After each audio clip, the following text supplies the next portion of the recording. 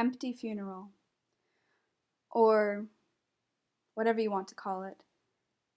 A gathering of people two in tow, for no one knew this woman, despite a passerby who noticed a dying last kindness, and Una at the yarn shop passing a corner on what you might call Pleasant Street. They only came as if to support this woman who hadn't been here long and rarely spoke, if only for a library book or a cup of tea. Alone except for a whiskered head poking out of her two big flannel pockets. They came to honor a woman who they saw 2 times a week for 5 years and yet barely knew. Fruitless were efforts of utterances, and sometimes she never came, never knowing where she left to go to, either a single tree branch or something more solid to lie under, while one day the comets took her soul and her body was deposited. They never knew, yet still came, for they are the only ones in this town that loves no one who know the true sorrow of an empty funeral. But for empty tears, poorly cut headstone bearing initials with no periods in between them, and the gravedigger.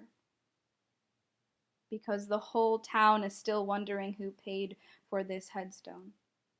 Above, suspended by mottled fishing line, and crouched around by clouds so you can't see where it's suspended from, and what foolish being would leave flowers by her grave even before she was in it? What person would mourn someone who appeared to not be here even while still alive? For now, she'll reside by the child grave of a small boy who died of an unsolved disease 100 years ago. They're still searching for the body. Maybe, soon, his ghost will come scratching through the surface, and she'll finally get the wish of being alone, painfully not quite like the one in her one-sentence will. And people will build houses on top of her. Her gravestone will be ground to dust, and then she'll finally be gone. Walking in rhythm, ever so often they stop and listen, wondering if she's still alive, hoping to see a face again, sell her a thick ball of yarn, tell her they were sorry for not attempting harder, putting a younger woman in the grave for a small crime she never committed. That they meant something to her was true.